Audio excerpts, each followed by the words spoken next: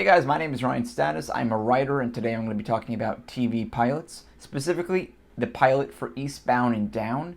This is probably one of my favorite comedies. It was created by Ben Best, Jody Hill, and Danny McBride.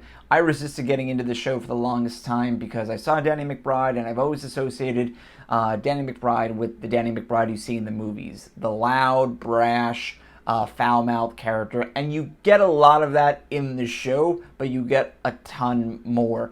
But after watching this show, I fell in love with it. I think that their pilot is incredibly well crafted and structured. It's something that I refer to whenever I am hitting a snag in my own writing.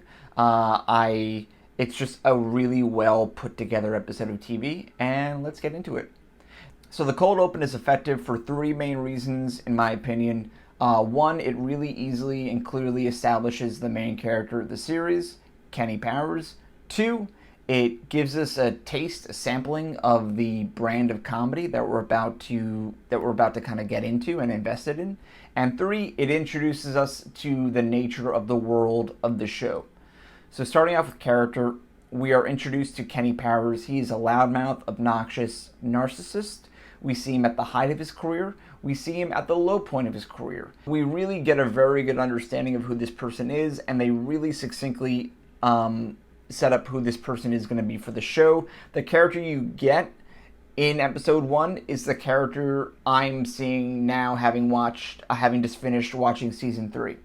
2, it also introduces us to the brand of comedy that we're going to see in the show. It's a little bit outlandish, it's a little bit raunchy, it's a little bit inappropriate, and that is really succinctly also established within those first 3 minutes of the show. And then third, we're given a little bit of a sampling of the world in which this show exists. And I think that's established in the opening scene when you see Danny McBride as a professional baseball player. That personally is ridiculous. He doesn't look like a professional baseball player. He's out of shape. He is foul-mouthed. He is not clean-shaven. This introduces us to a world that while still sort of being real, is also a little bit off kilter in a way. If a world exists where Kenny Powers is an actual successful baseball player, what else are we going to be asked to believe? And I think that is done all within the first 3 minutes of the show. So the Act 1 for Eastbound and Down is really, really short, and I think that's in part because the cold open is so effective and pretty heavy on exposition and on introducing us to what is going to be the overarching conflict driving the series, which is, can Kenny Powers get back to the majors? Can he get back on top? But the Act 1 is still really helpful. It checks off 3 main boxes. One, it introduces us to some of the other main characters, though there are a lot more main characters that get introduced in Act 2, and those include Kenny Powers' brother and his family. They're pretty regular, normal people, upstanding citizens, which is helpful because despite the fact that Kenny Powers is loud and brutish, and despite the fact that the show exists within a world where Kenny Powers can be a professional baseball player, this is still largely a real world driven by real, regular, normal rules. And that's super helpful to have early on in the episode.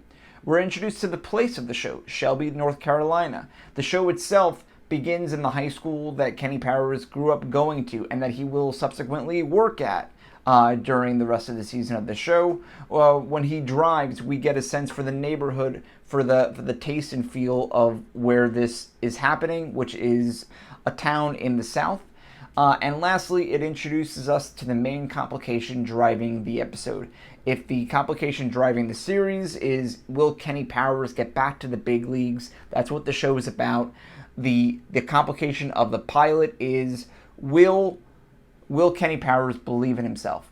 So if the main purpose of Act 1 in a pilot is to introduce the main complication driving an episode, Act 2 is going to see the main character trying to solve for or answer that question or problem.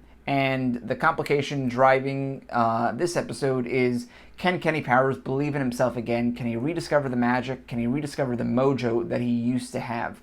And we see that pretty early on. He tries hitting on his old flame, only to get turned down and to find out that she's engaged to somebody else. He tries to assert his authority in front of a classroom full of students, only to find that they are not impressed by who he is.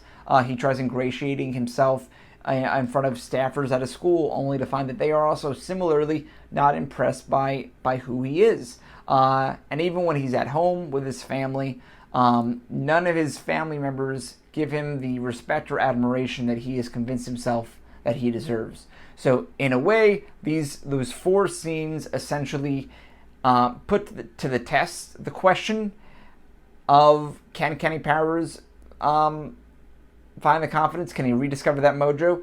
And puts it to the test and answers it the same way each time. The way that Act 2 ends, however, is that it introduces a new complication, a new big question and obstacle for our main character that needs to be resolved in Act 3. And it's done really, really well in this show.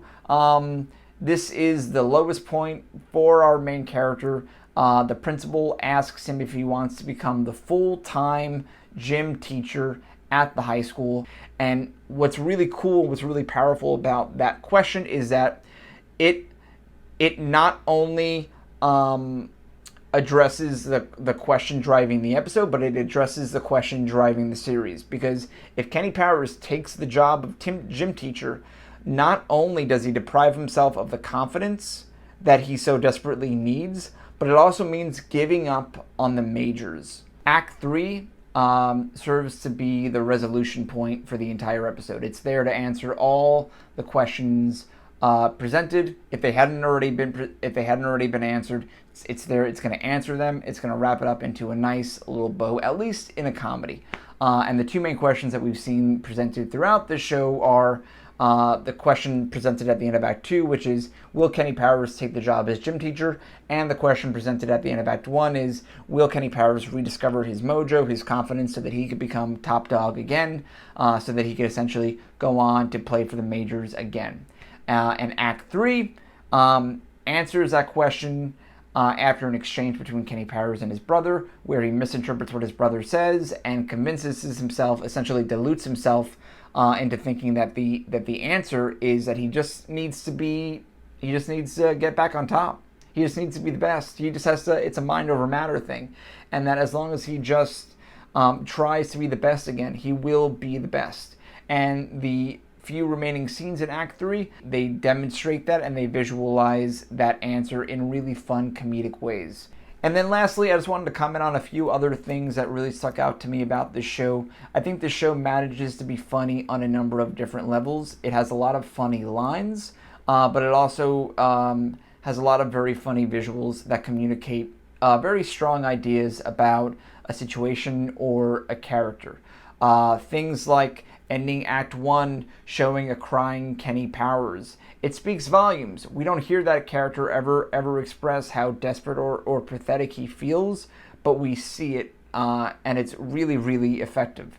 And then there's the use of the Kenny Powers book on tape, which I find to be a really helpful window into showing us what Kenny Powers was like at the height of his career.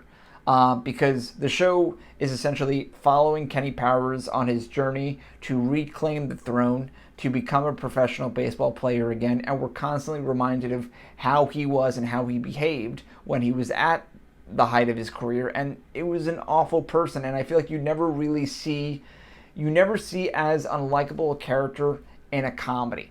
And this person is pretty unlikable. They're pretty abhorrent. There is no version of this character that is a great person, and yet there's so much heart, and you find yourself rooting for this person so many times. I love this show, and it is again something that I continue to go back to and study when I'm having trouble with a particular story. So I hope you really enjoyed, or at least just enjoyed, this discussion on a pilot breakdown. I'm going to try to publish one of these every week, if not once a month, depending on how this goes. So thank you so much for watching, and hope to see you again soon.